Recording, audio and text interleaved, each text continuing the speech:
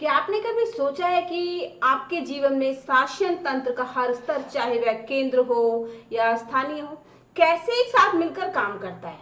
आज हम जानेंगे कि कैसे भारतीय संविधान का अनुच्छेद 36 न केवल राज्य की व्यापक परिभाषा प्रस्तुत करता है, बल्कि यह सुनिश्चित करता है कि देश के हर कोने में सरकारी नीतियां और योजनाएं एक साथ मिलकर नागरिकों के कल्याण के लिए कार्य करें। यह अनुच्छेद हमारे देश के शासन तंत्र का वो आधार है जो विकास, न्याय और सामाजिक समरसता की नींव रखता है। हेलो एवरीवन, वेलकम टू ज्ञान अभियान। आज हम बात करने वाले हैं एक ऐसे विषय की जो हमारे देश की प्रशासनिक संरचना में गहराई से रचा बसा है, भारतीय संविधान का अनुच्छेद 36। यह अनुच्छेद केवल शब्दों का संग्रह नहीं है, बल्कि यह हमारे राज्य की परिभाषा को इतने व्यापक रूप में प्रस्तुत करता है कि इसमें केंद्र, राज्य और स्थानीय सभी प्रशासनिक निकाय शामिल हैं। इस वीडियो में हम जानेंगे कि कैसे अनुच्छेद 36 ने राज्य के हर अंग को एकजुट करने में मदद की है और किस प्रकार ये सुनिश्चित करता है कि सरकारी नीतियां, कार्यक्रम सभी नागरिकों तक समान रूप से पहुंचे। हम जानेंगे कि कैसे संविधान निर्माताओं ने राज्य की परिभाषा को इतना विस्तृत किया ताकि विकास और सामाजिक न्याय के प्रयास हर स्तर पर प्रभावी ढंग से क्रियान्वयन हो सके। अनुच्छेद 36 भारतीय संविधान की रचना में उन सिद्धांतों और आदर्शों को समाहित किया गया है जो देश के नागरिकों के कल्याण, सामाजिक न्याय और समृद्धि की दिशा में मार्गदर्शन प्रदान करते हैं। इसी क्रम में अनुच्छेद 36 का विशेष महत्व है, जो न केवल राज्य की व्यापक परिभाषा प्रस्तुत करता है, बल्कि यह भी सुनिश्चित करता है कि देश के प्रत्येक स्तर पर नीति निर्धारण में नैतिकता और सार्वजनिक हित को सर्वोपरि रखा जाए। अनुच्छेद 36 का मूल पाठ और अर्थ। अनुच्छेद 36 मूलतः राज्य की परिभाषा प्रदान करता है। इसके अनुसार राज्य में भारत सरकार, संसद, राज्यों की सरकारें और विधानसभाएं तथा उन सभी स्थानीय या अन्य प्राधिकरणों को शामिल किया गया है जो भारत के भूभाग में स्थित है या जिन पर भारत सरकार का नियंत्रण है।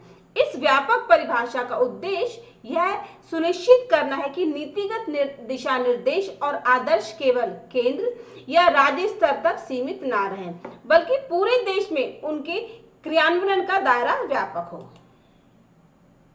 यह परिभाषा क्यों आवश्यक है? संविधान निर्माताओं ने यह विचार रखते हुए अनुच्छेद 36 को शामिल किया कि समाज में सभी स्तरों पर राज्य का हस्तक्षेप और प्रशासनिक व्यवस्था आवश्यक है।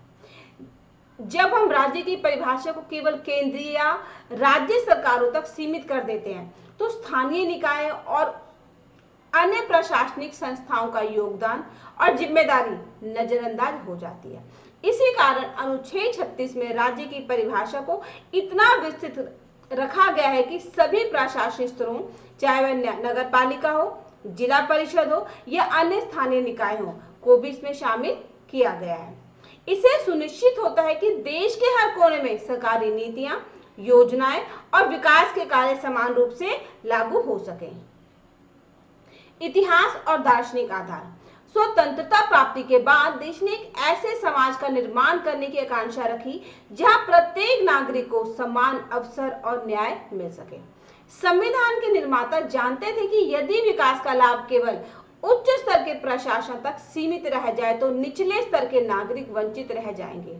इसलिए उन्होंने अनुच्छेद 36 के माध्यम से राज्य की परिभाषा को व्यापक और समावेशी बनाने का निर्णय लिया।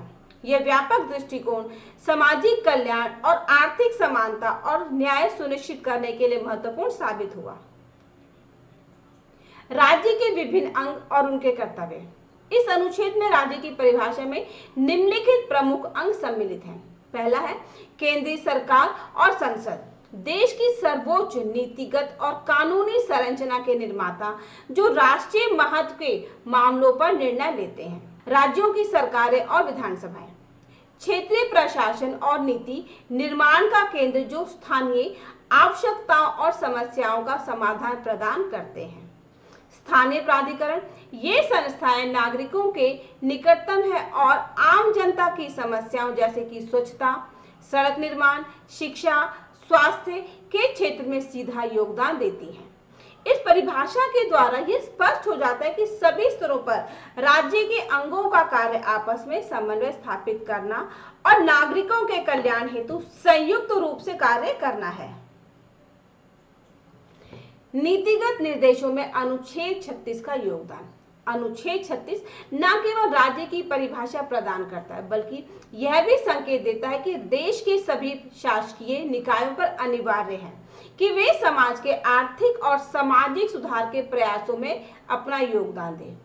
यह धारणा विशेष रूप से निर्देशात्मक सिद्धांतों के रूप में सामने आती है, जो यह सुनिश्चित करती है कि राज्य की नीतियां केवल कानूनी दृष्टिकोण से नहीं बल्कि नैतिक और सामाजिक दृष्टिकोण से भी परिपूर्ण हो। यदि राज्य के सभी अंग सामूहिक रूप से राज्य के उत्थान में योगदान देते हैं तो देश में सामाजिक न्याय, आर्थिक समृद्धि और समानता के आदर्शों को साकार किया जा सकता है। आधुनिक संदर्भ में अनुच्छेद 36 की प्रासंगिकता।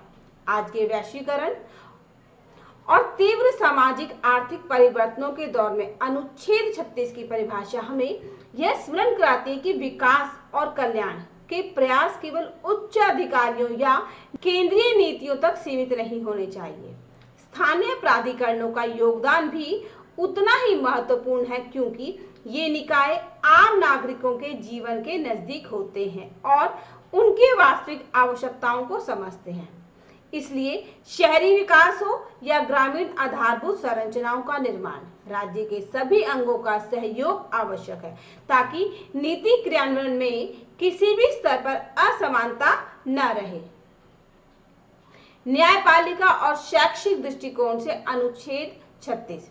न्यायालयों और विद्वानों ने भी समय समय पर अनुच्छेद 36 की व्यापक परिभाषा की प्रशंसा की है। अदालतों ने इसे एक ऐसा साधन बताया जिसके द्वारा राज्य के सभी अंगों पर समान दायित्व और उत्तरदायित्व आरोपित किए जा सकते हैं। इससे यह सुनिश्चित होता है कि यदि किसी भी स्तर पर सरकारी नीतियों में चूक या असमानता होती है तो उसके लिए जवाबदेह निकाय आसानी से पहचाने जा सके। संविधान की अन्य प्रावधानों से तुलना। जहां संविधान का अनुच्छेद 12 भी राज्य की परिभाषा प्रदान करता है, वहीं अनुच्छेद 36 की परिभाषा विशेष रूप से निर्देशात्मक सिद्धांतों के संदर्भ में है। अनुच्छेद 12 मुख्यतः मौलिक अधिकारों के क्रियान्वयन में राज्य की भूमिका को निर्दिष्ट करता है, जबकि अनुच्छेद 36 समाज के समग्र विकास और कल्याण के लिए राज्य के व्यापक दायरे को दर्शाता है। इस तुलना से यह स्पष्ट होता है कि संविधान में राज्य की भूमिका को विभिन्न स्तरों पर समझा और परिभाषित किया गया है। अब हम कुछ बहुविकल्पी प्रश्न करेंगे और जानेंगे कि हमने कितना सीखा। भारतीय संविधान के अनुच्छेद 36 के अनुसार राज्य में निम्नलिखित में से कौन कौन से घटक शामिल हैं?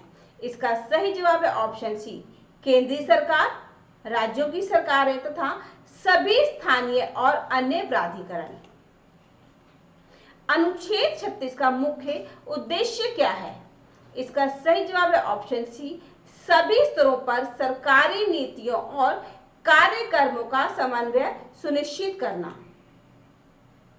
अनुच्छेद 36 में राज्य की परिभाषा में निम्नलिखित में से कौन कौन शामिल है? इसका सही जवाब है ऑप्शन डी, उपरोक्त सभी, यानी कि केंद्रीय सरकार, राज्यों की सरकारें, सभी स्थानीय या अन्य प्राधिकरण। अनुच्छेद 36 और अनुच्छेद 12 में मुख्य अंतर क्या है? इसका सही जवाब है ऑप्शन बी, अनुच्छेद 12 मौलिक अधिकारों के लिए और अनुच्छेद 36 निर्देशात्मक सिद्धांतों के लिए राज्य की परिभाषा प्रदान करता है। निम्नलिखित में से कौन सा तत्व अनुच्छेद 36 के अंतर्गत राज्य की परिभाषा में शामिल नहीं किया गया है? इसका सही जवाब है ऑप्शन सी, न्यायपालिका। अनुच्छेद 36 की व्यापक परिभाषा का मुख्य आधार क्या है? इसका सही जवाब है ऑप्शन बी, सभी स्तरों पर सरकारी नीतियों का एक समान क्रियान्वयन सुनिश्चित होता है। स्थानीय प्राधिकरणों को अनुच्छेद 36 में शामिल करने का मुख्य उद्देश्य क्या है? इसका सही जवाब है ऑप्शन सी, स्थानीय आवश्यकताओं के अनुसार नीतियां और योजनाएं बनाना। संविधान निर्माताओं ने राज्य की परिभाषा को विस्तृत रखने का निर्णय क्यों लिया? इसका सही जवाब है ऑप्शन बी, ताकि सभी प्रशासनिक स्तरों पर विकास, न्याय और सामाजिक कल्याण सुनिश्चित किया जा सके। अनुच्छेद 36 की परिभाषा किस उद्देश्य को सशक्त करती है? इसका सही जवाब है ऑप्शन डी, उपरोक्त सभी। आर्थिक विकास, सामाजिक न्याय, समान अवसर। निम्नलिखित में से कौन सा कथन अनुच्छेद 36 के सार को सही रूप में प्रस्तुत करता है? इसका सही जवाब है ऑप्शन सी, राज्य के सभी अंग केंद्रीय, राज्य और स्थानीय मिलकर समाज के विकास में योगदान देते हैं। जहां संविधान का अनुच्छेद 12 भी राज्य की परिभाषा प्रदान करता है, वहीं अनुच्छेद 36 की परिभाषा विशेष रूप से निर्देशात्मक सिद्धांतों के संदर्भ में है। अनुच्छेद 12 मुख्यतः मौलिक अधिकारों के क्रियान्वयन में राज्य की भूमिका को निर्दिष्ट करता है, जबकि अनुच्छेद 36 समाज के समग्र विकास और कल्याण के लिए राज्य के व्यापक दायरे को दर्शाता है। इस तुलना से स्पष्ट होता है कि संविधान ने राज्य की भूमिका को विभिन्न स्तरों पर समझा और परिभाषित किया गया है। आज हमने भारतीय संविधान के अनुच्छेद 36 के विस्तृत दृष्टिकोण को समझा, जिसने हमारे देश के शासन तंत्र को एक समावेशी रूप दिया है।